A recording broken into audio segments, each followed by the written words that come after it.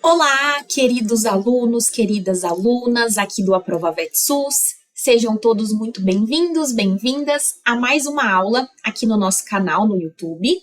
E já vou aproveitar e pedir para que vocês se inscrevam aqui no nosso canal. Se gostarem desse vídeo, deixem também um like e qualquer dúvida também deixem seus comentários. Bom, pessoal, vamos lá. Durante um dos módulos aqui do Aprova VetSUS, nós falamos sobre as zoonoses, aquelas que são de maior relevância para a saúde pública e aquelas que também aparecem com maior frequência nas provas de residência e de concurso. E claro que uma delas sempre vai ser a raiva. Bom, então nós tivemos uma aula teórica introdutória sobre a raiva nos humanos, nos animais, sobre o agente etiológico, sobre as vias de transmissão, sobre a epidemiologia da raiva, sobre a clínica, sobre os métodos de diagnóstico e falamos um pouco sobre controle e prevenção. Mas, esse ano, agora, 2023, nós tivemos muitos casos humanos.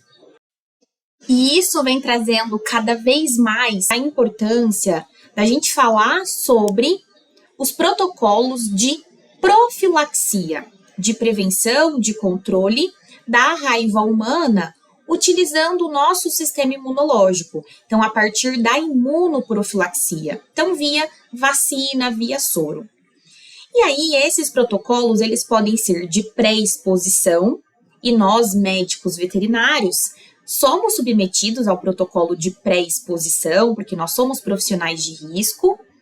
Temos os protocolos de pós-exposição, quando uma pessoa é mordida, arranhada ou entra em contato ali com um animal potencialmente transmissor do vírus. E também temos os protocolos para as reexposições. Então, a pessoa já era vacinada ou já tinha recebido uma pós-exposição, mas é mordida novamente, por exemplo, tá? E assim, é claro que quem vai determinar esse manejo, esse protocolo na população humana serão os médicos. Mas nós, médicos veterinários, estamos incluídos nesse protocolo. Primeiro, porque nós precisamos ter um conhecimento ativo, intenso, bem elaborado, também sobre a raiva humana e sobre a profilaxia da raiva humana. Até porque muitas vezes somos nós que vamos orientar o tutor recém-mordido a imediatamente higienizar a pele com água e sabão e procurar o atendimento médico imediato. Muitas vezes nós seremos o profissional da vigilância epidemiológica, da vigilância sanitária, da vigilância de zoonoses, da vigilância ambiental, que vai também orientar o médico, vai ajudar nessa tomada de decisão. E a nossa observação também dos animais, principalmente dos cães e gatos suspeitos para a doença, também vão ter uma interferência muito grande aqui no protocolo. Então, recentemente, nas últimas provas, tem aparecido muitas questões sobre uma pessoa exposta a uma possível transmissão do vírus rábico e o que eu faço? O que eu faço de manejo pré-exposição? E isso, na verdade, também é importante para nós, porque nós temos que conhecer a pré-exposição, porque nós seremos submetidos a ela, mas nós também estamos ali envolvidos nesse processo de pós-exposição, de reexposição. Então, inclusive, nas últimas duas provas do ENARE, 2021, 2022, nós tivemos questões sobre a profilaxia da raiva humana, temos também sempre questões nas provas de concurso. Então, vamos lá. Galera, nós temos protocolos de profilaxia há muitos anos, há muitas décadas aqui no Brasil, mas em 2022, então muito recentemente, o Ministério da Saúde, através da Secretaria de Vigilância em Saúde e do Departamento de Imunizações e Doenças Transmissíveis, publicou uma nota técnica, a nota técnica número 8 de 2022, trazendo atualizações nesse protocolo de profilaxia pré, pós e reexposição da raiva humana no Brasil. Então, aqui, a importância dessa aula é porque ela também é um contexto atualizado, ok? Bom, qual que foi o objetivo de trazer essa nota técnica atualizada? Esclarecer justamente o que muda nesse protocolo de profilaxia pré e pós-exposição da raiva humana no Brasil. Por que nós estamos passando por essas atualizações? Infelizmente, a nível mundial, nós estivemos passando, principalmente durante a pandemia, por uma queda na produção dos imunobiológicos antirrábicos humanos. Tivemos uma queda na produção da vacina antirrábica, principalmente, até porque nós tivemos todo um olhar voltado ali para a produção da vacina contra a Covid-19. Também estamos passando por mudanças epidemiológicas.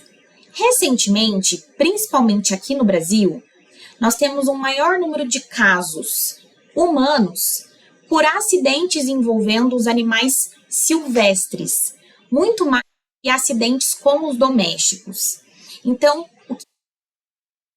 é que o principal reservatório desse vírus, principal fonte de infecção para a população humana, tem sido morcego e outros animais silvestres também. E aí, a partir disso, essa nota técnica vai nos mostrar quando, onde, como aplicar esses imunobiológicos antirrábicos. E nós temos 3 imunobiológicos antirrábicos.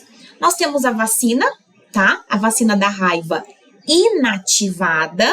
Então, vacina inativada. Ela não é a viva atenuada, ela é inativada, ok? Temos também um soro antirrábico, que a gente vai encontrar com a sigla SAR, e também temos uma imunoglobulina humana antirrábica, que a gente vai encontrar com essa sigla IGAR, ou IGHAR. Bom, pessoal, então nós temos vacina e nós temos o soro e a imunoglobulina. Quais são as diferenças que a gente viu lá nas aulas de imunoprofilaxia? Diferença de vacina para soro ou imunoglobulina humana. A vacina, ela está relacionada a um processo de imunidade ativa artificial. Então, eu vou expor o corpo desse indivíduo, tanto do homem quanto do animal, a um antígeno rábico inativado, e isso vai estimular esse indivíduo a produzir os seus próprios anticorpos. Então, eu tenho toda uma modulação desse sistema imunológico produzindo ativamente anticorpo. Mas, sempre eu terei, como profissional da saúde, tempo suficiente de esperar o meu paciente, e aqui pensando no paciente humano, desenvolver esse processo de resposta imune inata, adaptativa, humoral, celular. Muitas vezes eu vou precisar de uma resposta de prontidão. Então, eu vou ter que passar esses anticorpos já prontos. E eu faço essa imunidade passiva artificial, mimetizando, por exemplo, a passagem de colostro da mãe para os seus filhos. E aí, pensando nessa imunidade passiva artificial, nós teremos o soro, que nós vamos chamar de um soro heterólogo, e nós também teremos uma imunoglobulina humana, que nós vamos chamar de um soro homólogo. Então, qual que é a diferença de aplicar o soro ou de aplicar a imunoglobulina humana, se nesses dois casos eu tenho uma passagem do anticorpo já pronto? Então, em regra, são 2 soros, são 2 sorologias. São 2 imunidades passivas artificiais. Então, qual que é a diferença? Vamos lá. Bom, então vamos começar definindo quem é esse soro antirrábico humano, o SAR. Pessoal, por que eu vou chamar esse soro de heterólogo?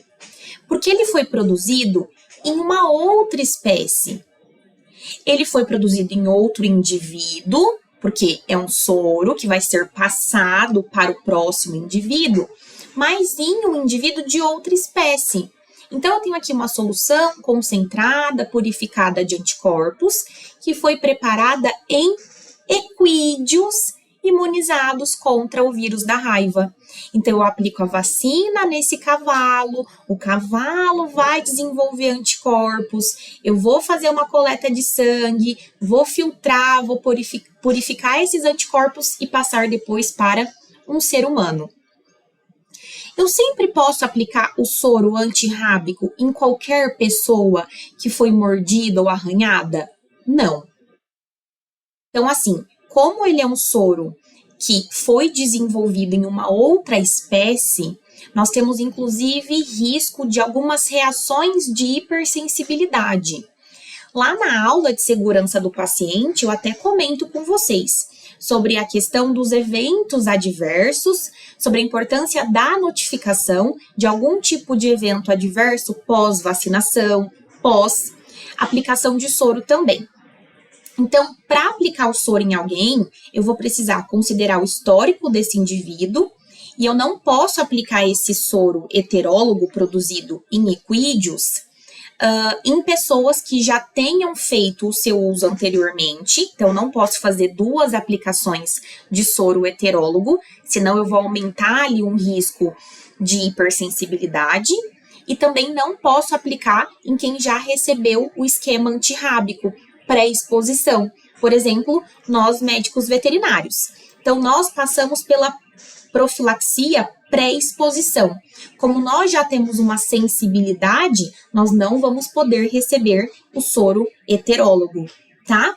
Então, olha que legal a importância da notificação do acidente, seguida de investigação epidemiológica, da comunicação dos profissionais da vigilância epidemiológica com o médico, com o enfermeiro que está atendendo esse paciente, tá bom? Bom, então a imunoglobulina humana, o IGAR, vai ser uma solução concentrada, purificada de anticorpos, preparada a partir de um hemoderivado de um humano, de um indivíduo imunizado com um antígeno rábico. Então, aqui, pessoal, eu tenho o desenvolvimento de um soro que eu vou chamar de homólogo. Ele foi produzido em outro indivíduo? Foi, porque é uma imunidade passiva artificial, mas ele foi produzido em outro ser humano. Então, o legal da imunoglobulina humana é que ela vai ser mais segura. Só que a produção é limitada, o custo para a produção da imunoglobulina humana é muito alto. E quando que ele vai ser indicado? Quando que eu vou utilizar, então, essa tecnologia tão específica e tão cara? Quando essa pessoa que precisa receber o soro já teve algum quadro anterior de hipersensibilidade, quando a pessoa já utilizou o soro de cavalo, tá? Quando ele já fez o uso do soro equídeo, ou pessoas como nós, médicos veterinários, que têm contato frequente com equídeo, ou pessoas que já foram realmente vacinadas, tá? Que já tem a pré-exposição. Então, o ideal é que a reexposição para um médico veterinário seja uma nova dose de vacina, se ele tiver com a sorologia baixa, tá? Se o veterinário, vamos supor, ele passou pela pré-exposição, só que ele está com um título de anticorpos abaixo do limite esperado, que é de 0,5 unidades por ml. Se essa titulação está baixa, ele vai precisar receber uma reexposição, ele vai precisar receber novas doses. Então, o ideal é fazer 2 vacinas, mas daqui a pouquinho eu conto um pouquinho melhor sobre isso para vocês, tá? Então, pessoal, quando o médico ou o enfermeiro for colocar na caderneta de vacinação daquele indivíduo que foi vacinado ou que recebeu soro, quando ele for colocar, ele precisa registrar qual imunobiológico que ele aplicou. Se ele aplicou soro antirrábico, se ele aplicou imunoglobulina humana antirrábica, se ele aplicou vacina. E aí, na caderneta, vai, além de qual foi o imunobiológico, a data de aplicação, o número do lote, em qual serviço de saúde foi aplicado e qual foi o vacinador que aplicou também, tá? E agora, vamos para uma parte muito importante. Vamos definir o que fazer quando uma pessoa é agredida por animal silvestre, por animal de produção ou por cães e gatos. Bom, pessoal, então, o que fazer em caso de uma pessoa ser agredida, arranhada, mordida por um animal silvestre? E aqui eu não estou falando do veterinário que tem pré-exposição, estou falando em indivíduos gerais, tá? Sempre classificar um acidente envolvendo morcegos ou mamíferos silvestres, inclusive aqueles que foram domiciliados, que estão ali como um pet exótico, como um acidente grave. Então, pessoal, falou de morcego, falou de mamífero silvestre, falou de acidente grave. Então, primeira coisa que essa pessoa vai precisar fazer, lavar muito bem a região com água e sabão, local da mordida, da arranhadura. Em seguida, imediatamente procurar o pronto atendimento. No pronto atendimento, essa pessoa ela vai receber o soro heterólogo ou o soro homólogo, tá? Ou SAR ou IGAR, mais doses de vacina. A primeira dose vai ser aplicada no dia 0, a segunda 3 dias depois mais 7 dias, depois mais 14 dias. Então, eu aplico no dia 0, no dia 3, no dia 7 e no dia 14, tá? Então, acaba que o esquema vacinal ele vai durar esses 14 dias. E eu posso aplicar via intramuscular ou via intradérmica. E quando eu estiver falando de mamífero silvestre, eu estou falando de quem? Então, aqui nós vamos colocar os morcegos de qualquer espécie, seja ele hematófago, não hematófago. Vamos colocar os saguis, macacos, raposas, guaxinins, coatis, gambás, capivara, cachorro do mato, felídeo selvagem, javali, entre outros, ok? Então, morcegos e outros mamíferos silvestres, acidente grave. Fechou? Daqui a pouco vai ter uma tabelinha revisando, resumindo tudo isso e vai ficar muito mais fácil. Acidente, o contato direto ou indireto, o contato leve, grave, envolve um animal de produção. Um bovino, um bubalino, um equídeo, um caprino, um ovino, um suíno. O que nós fazemos? Bom, esse médico, ele vai considerar o tipo de contato, tá? E lá na tabelinha resumida, eu vou mostrar para vocês o que é um contato indireto, o que é um contato leve e o que é um contato grave, tá? Bom, então a gente vai considerar o tipo de contato, a frequência e a exposição aos animais de campo, o risco epidemiológico desse local, tá? Então, sempre lavar o local com água e sabão. E a profilaxia? Soro ou vacina, só vacina, vai depender desse histórico, tá? Então, eu vou contar para vocês quando que eu faço profilaxia, quando que eu não faço profilaxia. Então, vai ser variável. Pessoal, quando que essa profilaxia é extremamente importante? Quando eu tô falando de um trabalhador rural que teve contato com um animal sabidamente positivo. Se eu tenho um animal sabidamente positivo, aí sim eu entro com a profilaxia, tá? Então, a profilaxia será indicada principalmente aos trabalhadores rurais em contato com animal positivo. Em especial, olhem aqui. Nossa, isso é muito importante. Em especial, aqueles que tiveram contato com a mucosa oral do animal. isto é, aqueles que tentaram desengasgar o animal. Porque a gente precisa considerar que esses trabalhadores rurais comumente são portadores de lesão de pele. Então, eles trabalham a campo, costumam estar com as mãos machucadas, ter algum tipo de ferida nas mãos, nos dígitos, nos braços. E aí, quando ele coloca a mão dentro da cavidade oral, por exemplo, do bovino ou do equino, o contato, ele passa a ser um contato grave, tá? E aí, por que ele tenta desengasgar esse animal? Porque quando a gente olha para a sintomatologia, eu tenho um animal que vai ter ali uma hipersalivação, porque ele não consegue deglutir a saliva. Por causa da hipersalivação, pode ser que essa pessoa, que não recebeu ali orientações, capacitações, educação em saúde, entenda que o animal está com algum fruto, com alguma fruta, com alguma coisa, e aí ele corra para desengasgar e coloque a mão diretamente dentro da mucosa oral, dentro da cavidade oral. E isso me lembra um caso que aconteceu agora em 2023, no primeiro semestre. Então, nós tivemos um caso de raiva humana confirmada em um produtor rural de Minas Gerais, tá?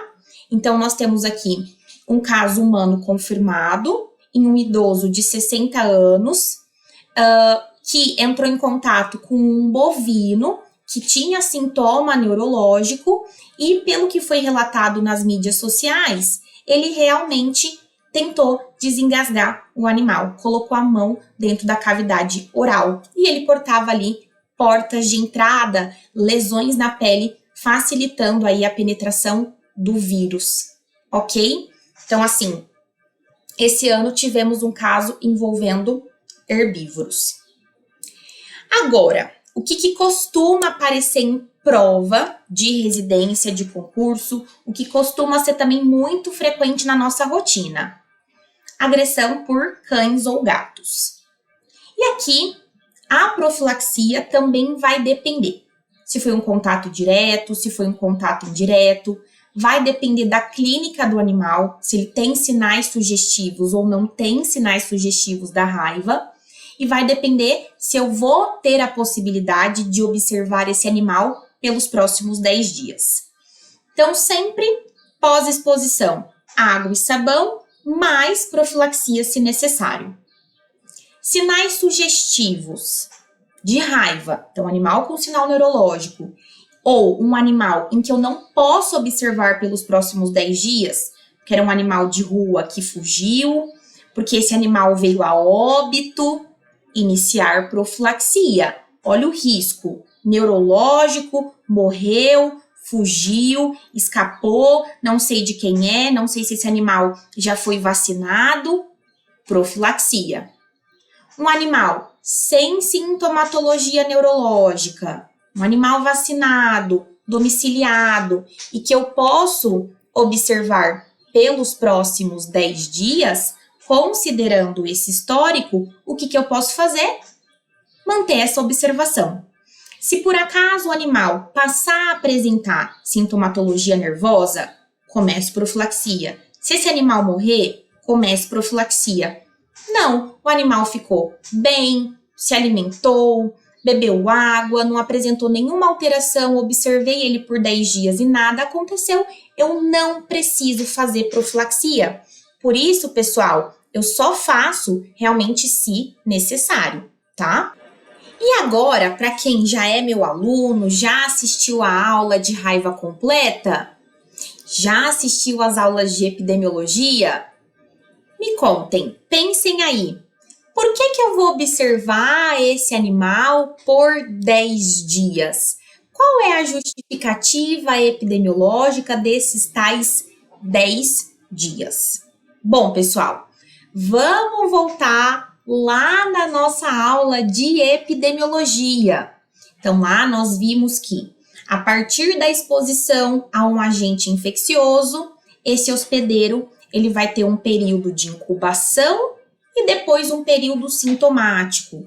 O período de incubação é aquele período que antecede a sintomatologia clínica. Então, é aquele período que eu não consigo identificar mudanças, sintomas, sinais, alterações comportamentais, neurológicas. E depois vem o período sintomático, onde eu tenho esse animal já, mesmo com uma sintomatologia prodrômica, inicial, inespecífica, e depois com uma sintomatologia bem específica, bem sugestiva de raiva. Bom, pessoal, o período de incubação nos cães e gatos, ele é bem variável. Ele pode ir de dias a anos, mas ele tem uma média ali de 60 dias. Depois, nós falamos sobre período infeccioso.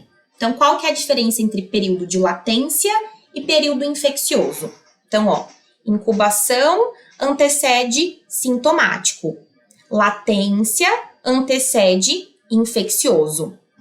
Bom, esse período de latência é um período entre exposição a agente infeccioso até que esse hospedeiro se torne uma nova fonte de infecção para outros animais, para outros humanos. Bom, quando ele entra no período infeccioso, ele pode, inclusive, transmitir esse vírus para mais pessoas, para mais animais, via excreção do vírus pela saliva. Por isso a mordedura é tão importante, por isso o contato com a cavidade oral do animal é tão importante, tão de risco.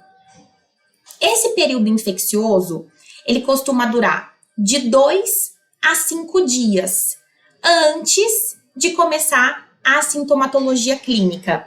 Então, o animal fica aqui de 2 a 5 dias nesse período infeccioso, já transmitindo, e só depois disso que ele começa a ter sintomas. E aí, pessoal, esse período infeccioso de transmissibilidade, infelizmente, ele vai durar até o óbito do animal, ou um óbito natural, ou a eutanásia. E o período sintomático, então ele vai ficar de 2 a 5 dias já transmitindo, mas sem sintomas, e depois ele fica ali mais ou menos uns 5 dias sintomático até ele ir a óbito. Nossa, só mais ou menos 5 dias de sintoma? Sim, o período sintomático ele é bem rápido. É uma doença bem aguda, né, que a gente chama de super ou de hiperaguda. Então, dura ali mais ou menos uns 5 dias. Então, eu vou precisar observar esse animal. Dias, porque pode ser que nesse período ele não tinha sintomatologia, mas ele já mordeu alguém e já pode transmitir o vírus, e depois eu vou observar durante essa mudança aí para período sintomático. Então, somando esse período infeccioso de transmissibilidade a esse período sintomático, eu vou observar esse animal por pelo menos 10 dias.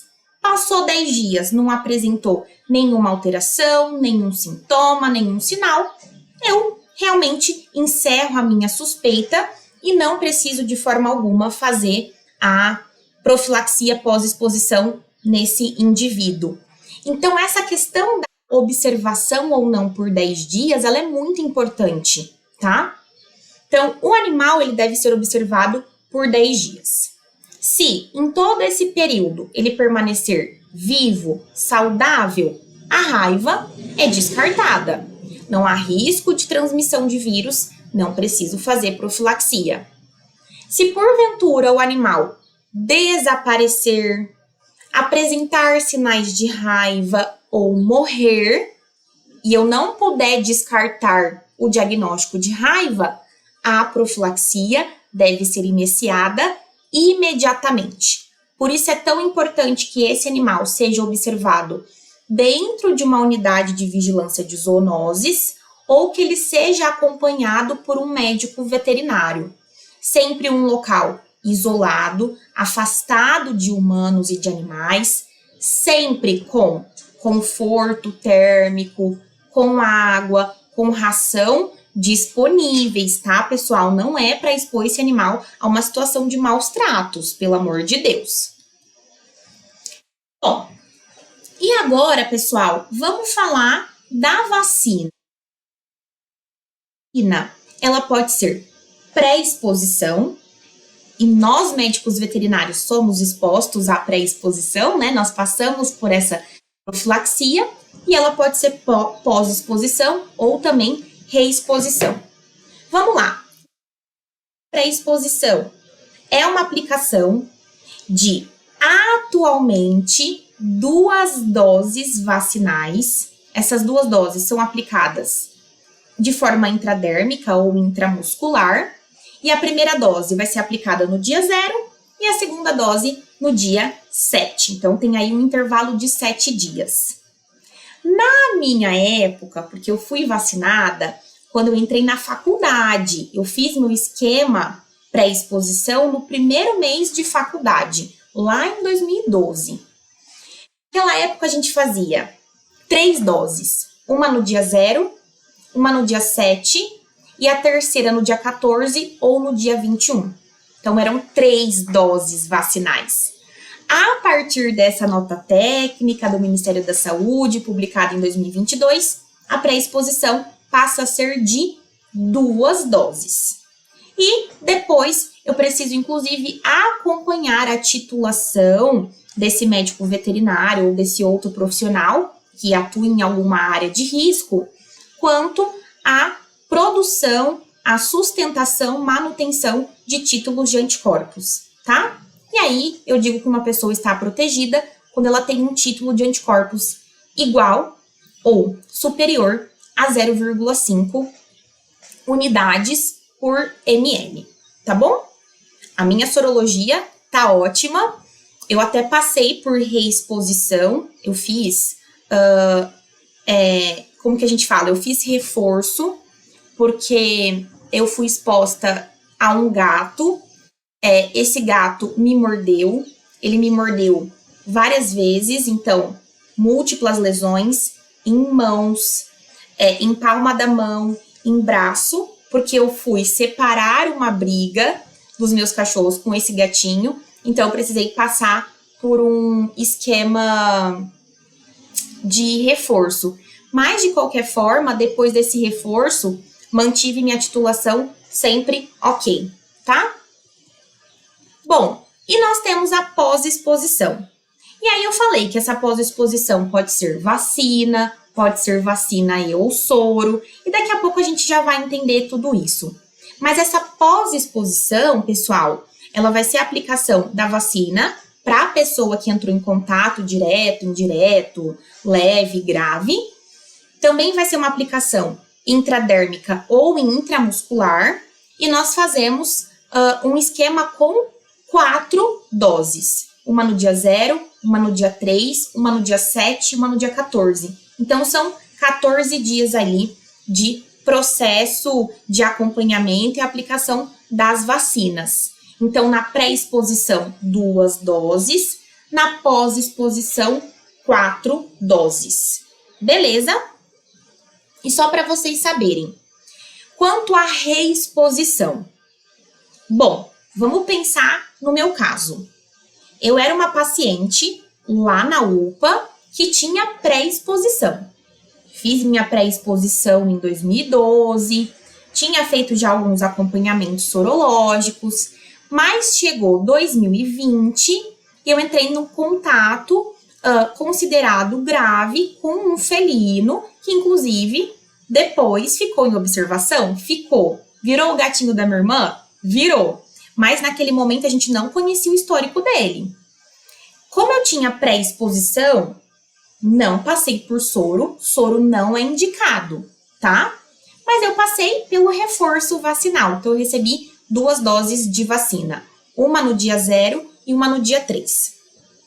Bom, mas vamos pensar num paciente que nunca recebeu vacina, ele não passou pela pré-exposição, mas ele foi mordido de forma grave e aí ele recebeu soro.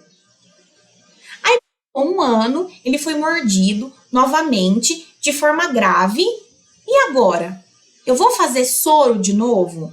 Vou fazer 2 vezes soro nessa pessoa? Não. Então, nos pacientes que receberam a pós-exposição, principalmente 4 doses de vacina mais o soro, o indicado é não repetir esse soro e ir acompanhando essa pessoa.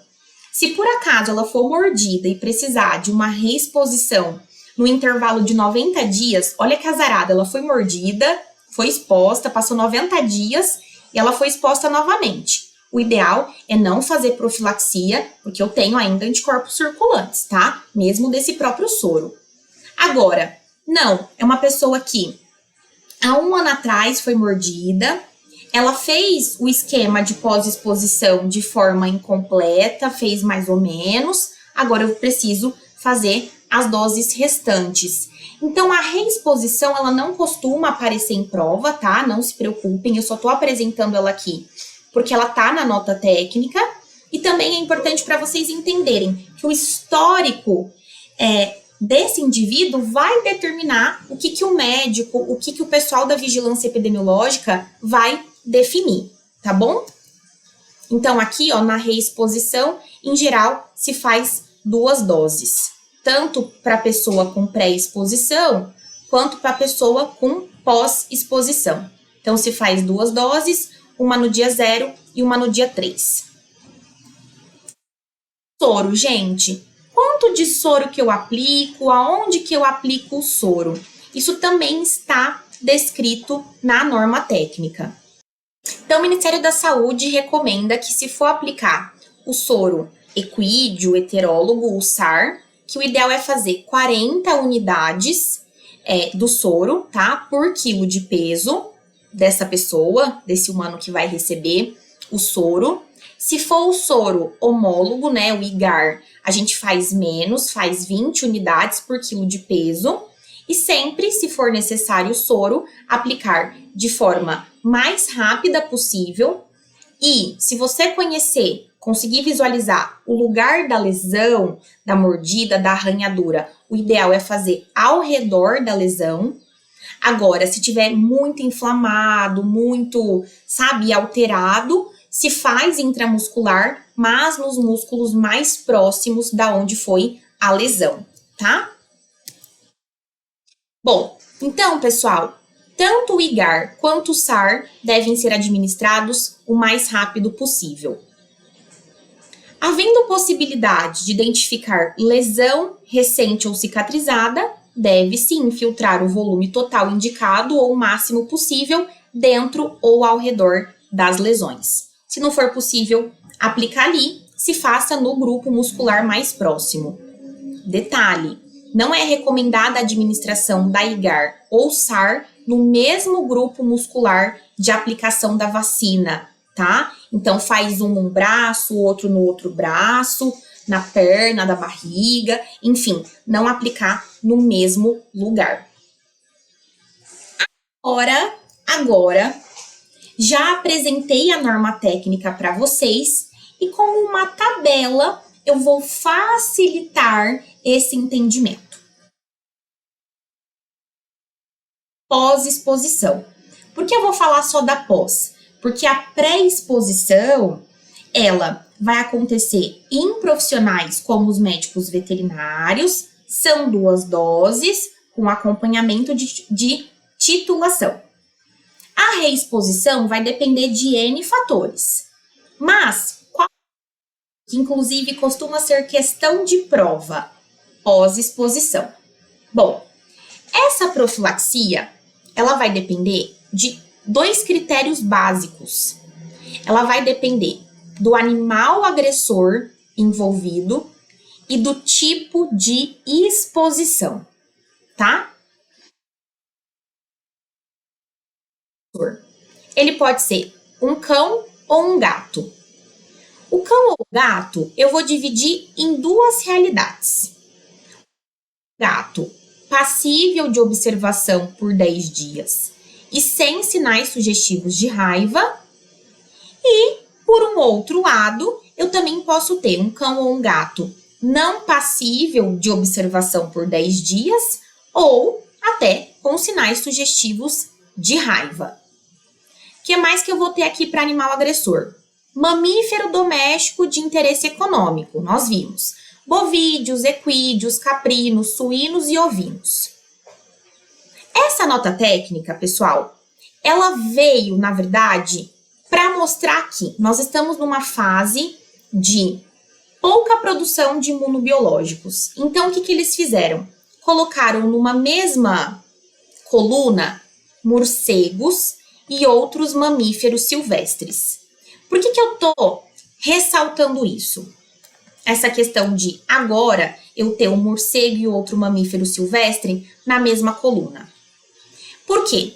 Outras normas técnicas do Ministério da Saúde separavam os mamíferos silvestres dos outros morcegos, ou melhor, os morcegos dos outros mamíferos silvestres.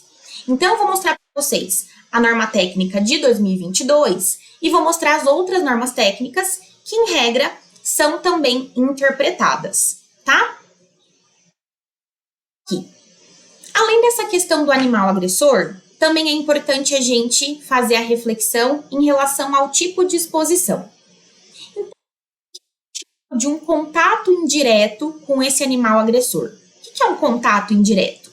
Segundo o Ministério da Saúde, tocar ou dar de comer para os animais, então alimentar os animais, encostar neles, lambedura em pele íntegra, eu não tenho nenhuma lesão de pele e o animal me lambeu, ou contato em pele íntegra, minha pele está íntegra, mas ela entrou em contato com secreção, com excreção do animal, ainda que raivoso ou ainda de caso humano.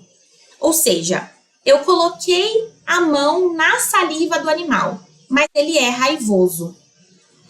Aí são Mari, você disse que lá no caso do senhor que colocou a mão na boca do bovino, que o caso não foi considerado indireto, porque ele tinha lesão de pele, ele tinha porta de entrada. Então, aqui eu tô falando de uma pele 100% íntegra, e é difícil garantir uma pele íntegra que entrou em contato com essa saliva.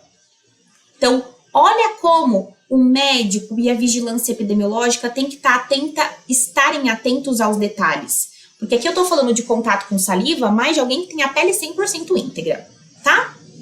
Bom, contato indireto. Se esse contato direto for com um cão ou um gato, passível de observação e sem sinal de raiva, ou não passível de observação ou com sinal de raiva, como foi um contato indireto, o que eu faço? Lavo com água e sabão, mas eu não preciso iniciar profilaxia.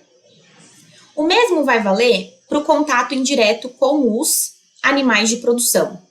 Lavo com água e sabão e não indico profilaxia. Então, eu estou falando de um senhor que colocou a mão na boca, na cavidade oral da vaca, mas ele não tinha nenhuma lesão de pele. Aí sim, não faço profilaxia. Morcego e outros silvestres, a mesma coisa. Lavo com água e sabão e não inicio profilaxia. Mas, lembrem que eu falei para vocês que a gente tem um detalhezinho, né? Que as outras normas técnicas separavam o mamífero silvestre do morcego. Então, ele dizia que os mamíferos silvestres em geral, no caso do contato indireto, lavar com água e sabão e não iniciar profilaxia, mas que se for um morcego, mesmo no contato indireto, que a gente faria? Lavar com água e sabão e fazer profilaxia. Vacina, 4 doses, mais soro. Ou SAR ou IGAR. Aí, pessoal, uma coisa que eu realmente acredito, que isso não vai aparecer nas provas de vocês. Porque essas notas técnicas, elas foram atualizadas em 2022, mas elas costumam ser constantemente debatidas, elas costumam ser constantemente interpretadas pelos profissionais da saúde, tá? Então, assim, a técnica de 2022 estava lidando com uma baixa produção de imunobiológico, ela precisou colocar um morcego lá com um mamífero silvestre e dizer, contato indireto não precisa de imunoprofilaxia. Talvez em outros momentos históricos, tá? Com o retorno da produção de soro, com o retorno da produção da vacina, que a gente volte a interpretar assim. Foi contato indireto, mas foi morcego, então eu faço imunoprofilaxia. Deu para entender? Isso dificilmente vai aparecer na prova de vocês, porque nós estamos falando de debates clínicos, epidemiológicos, de uma variação muito sensível de uma norma para outra, tá? Mas agora, vocês estão percebendo que para as outras espécies não muda, né? contato indireto, água e sabão, não faço imunoprofilaxia. E aí, pessoal, depois eu vou ter o animal agressor, mas eu também vou classificar essa imunoprofilaxia de acordo com o tipo de exposição. O que o Ministério da Saúde vai chamar de exposição leve? Ele vai dizer que uma exposição leve é um ferimento superficial no tronco, nos membros torácicos e pélvicos, exceto mãos e pés. Então, ferida superficial ou houve ali uma mordedura, uma arranhadura superficial. Tá, foi no braço, foi no tronco, foi na perna. Não foi na mão, não foi no pé. Daqui a pouco a gente vai entender o porquê. E eu também vou chamar de leve lambedura de lesão superficial, ok? Então, ó, o animal lambeu e essa pessoa já tinha lesão superficial. Cão e gato, exposição leve, água e sabão. Se for um cão e gato com observação, sem sinal sugestivo, eu não preciso iniciar a profilaxia. O que eu faço? Mantenho o animal em observação por 10 dias.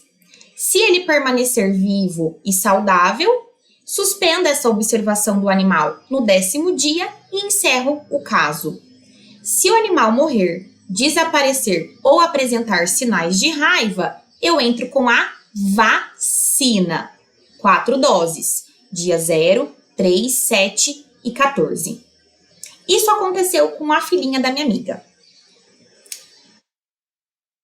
Né? A minha gata tá sempre presente nos vídeos, mas lá em Franca eu também tenho 2 cachorros, o Bento e a Amora. O Bento é um pastor alemão, muito sociável, muito querido, mas que ele não gosta de criança. Um cão muito sociável com todo mundo, exceto crianças. E recentemente ele mordeu superficialmente a filhinha da minha amiga. E ele conhece a filhinha da minha amiga há muitos anos. Só que ela foi retirar a bolinha da boca dele, e aí ele se assustou, não gosta de criança, mordeu. Mordeu no bracinho dela. Lavamos com água e sabão e a levamos até a UPA infantil. Chegando lá, mostrei a carteirinha de vacinação, disse que eu o manteria por 10 dias e que ele não apresentava nenhuma alteração. É que realmente ele tem essa questão com bolinha e com criança. Então, o que o pessoal da UPA fez? Não iniciou profilaxia, ela não precisou tomar vacina, tá? Então, ela saiu de lá realmente só com o bracinho limpinho, tá? E eles fizeram também antibiótico terapia, pensando na questão da contaminação da boca dele, evitando ali uma contaminação da ferida. Ficou em observação, nada aconteceu com o Bento, felizmente, e aí depois do 10º dia, vida que segue. Mas agora, e se o Bento tivesse apresentado alguma alteração neurológica, algum sinal sugestivo de raiva? Beleza, ele mordeu ela no domingo. Na quarta-feira ele começou a apresentar um comportamento estranho, eu deveria comunicar à UPA para que eles começassem o esquema de profilaxia vacinal na filhinha da minha amiga, no dia 0, 3, 7 e 14. Agora, vamos falar daquele senhor, tá? Aquele senhor, eu tô sugerindo que foi um contato leve ou grave, tá? Tô sugerindo porque essa história de colocou a mão na boca, tinha lesão, tá muito nebulosa. Mas assim, vamos pensar que ele tinha lesão superficial no braço e esse bovino lambeu ou salivou no braço dele, tá? Então, não foi mão na boca. Vamos supor que foi uma questão de braço, tá? Então, lambedura de lesão superficial no braço. Pensando nesse histórico, a gente precisaria lavar com água e sabão essa lesão e fazer profilaxia vacinal. Ok. Agora, morcego ou mamífero silvestre. E isso não mudou na nota técnica. Para morcego e para animal silvestre, independente da nota técnica, a gente faz água e sabão, faz vacina, 4 doses e faz soro. Então, tanto na nota técnica atualizada de 2022, quanto em qualquer outra nota técnica publicada, deixa eu passar aqui para vocês, a gente sempre pensa em, aqui estaria os outros mamíferos silvestres e aqui estaria o morcego. Tá vendo, ó? Sempre profilaxia, sempre vacina e soro, vacina e soro. Ok, mas nós também temos as exposições graves. E o que é um acidente grave? Um ferimento na mucosa, um ferimento no segmento cefálico, então cabeça, pescoço, nas mãos e nos pés. Então esse animal me mordeu, ele me arranhou. E essa mordedura, essa arranhadura foi na minha mucosa, foi na minha cabeça, foi no meu pescoço e foi nas minhas mãos e nos meus pés. Por que nesses casos os acidentes são graves? Porque cabeça, pescoço, mãos e pés, principalmente os dígitos, me desculpem, então principalmente dígitos, palma da mão, planta do pé, são locais com uma maior quantidade de junções neuromusculares. São lugares, deixa eu beber uma água. São lugares naturalmente mais inervados, né? Com uma maior quantidade ali de junção neuromuscular. Então, pessoal, uma coisa é o ferimento ser no braço, outra coisa é o ferimento ser na mão, nos dedos, nos dígitos, na palma da mão. Aumenta a gravidade porque aumenta a superfície de exposição dessas junções neuromusculares aos vírus. E a gente sabe, gente, que realmente os nossos dígitos, as nossas mãos, os nossos pés são mais sensíveis até ao calor, até ao frio. A gente tem uma sensibilidade ao toque por causa das inervações. Grave. Ferimentos múltiplos ou extensos em qualquer região do corpo, né? Um ataque mais grave. Um ferimento profundo, mesmo que pontiforme, mesmo que dente profundo. Lambedura de lesão profunda ou de mucosa, mesmo que intacta. Então, o animal lambeu a minha lesão de pele profunda, lambeu a minha mucosa, como o morcego pode ter feito isso, tá? E sempre mamífero silvestre. Gente, mamífero silvestre aqui, incluindo os morcegos, eu sempre vou considerar como grave. E aqui, ó, vocês vão perceber que eu até falei do leve, lavar com água e sabão e profilaxia, vacina e soro, porque é a mesma coisa pro grave.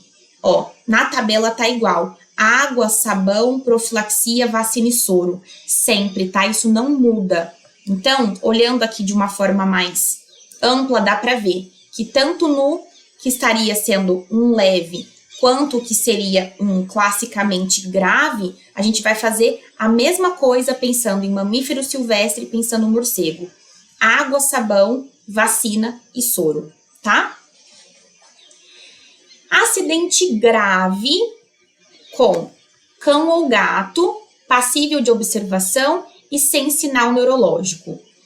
Água, sabão e não iniciar profilaxia. O animal morreu, desapareceu ou teve sinais, vacina e soro. Antes, só vacina, lá no leve. Agora no grave, vacina e soro. Animal não passível de observação ou com sinal neurológico, água e sabão, vacina e soro. Mamífero doméstico de interesse econômico, animal de produção, acidente grave, vacina e soro. Pode ter sido o caso daquele senhor. Morcegos e outros mamíferos silvestres, vacina e soro sempre, tá? Só vai variar se for um contato indireto. Então aqui, pessoal, a nota técnica não muda de um ano para outro em relação ao leve, ao grave, aos morcegos e aos silvestres, tá? A exceção estava só ali no contato indireto mesmo. E aí, pessoal, ao final da nota técnica, a gente tem um esquema ali de como se fazer essa profilaxia. Então, tudo vai depender do tipo de contato, do animal envolvido. Se foi um contato indireto, que em regra a gente não faz profilaxia. Se foi um contato leve ou grave, se foi com um cão ou com um gato, observação ou não, se era um animal de produção ou se era um mamífero silvestre, tá? Então, tudo vai depender de avaliar esse acidente como leve, como grave, tipo de contato, tipo de animal, vou conseguir observar ou não, tá bom? Então, eu acho que, só para a gente recapitular, para finalizar a aula.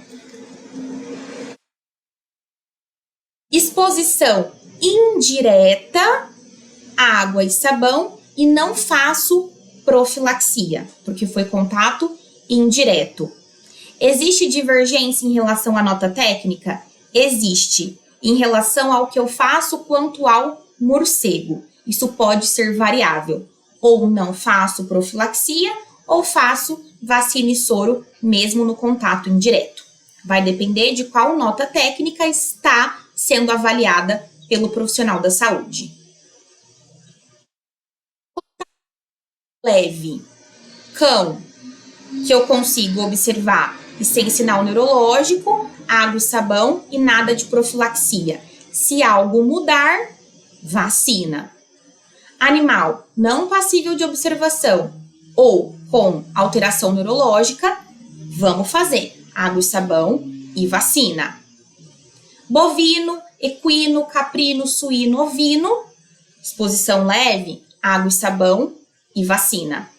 Morcegos e outros mamíferos silvestres, mesmo que foi leve, eu vou tratar como se fosse grave. Água, sabão, vacina e soro. Desculpa, o que eu falei, gente? Ó, morcego ou outro silvestre, independente se for leve, eu vou tratar como grave. Foi isso que eu falei? Me desculpem. Então, ó, morcego ou outro mamífero, independente se foi leve, eu vou tratar como grave. Água, sabão, vacina e soro. Por fim, grave. Animal, cão e gato que eu observo e sem alteração, não inicio profilaxia. Algo mudou, vacina e soro. Animal, cão ou gato, não observo ou com sinal neurológico, água e sabão, vacina e soro. Bovinos, equinos, caprinos, água e sabão, vacina e soro. Morcegos e outros mamíferos silvestres, grave, porque eu sempre trato como grave, água e sabão, vacina e soro. Gente, qualquer dúvida, me avisem. Eu sei que é muita coisa pra gente colocar na cabeça. Eu queria ter feito uma videoaula até mais curta, mas eu precisava trazer detalhe por detalhe, tá? E eu precisava trazer ali uma introdução sobre vacina, sobre os tipos de soro, sobre as nossas abordagens, para que fosse algo completo para as provas de residência e de concurso de vocês. É isso. Qualquer dúvida, estou à disposição. Até a próxima aula, pessoal!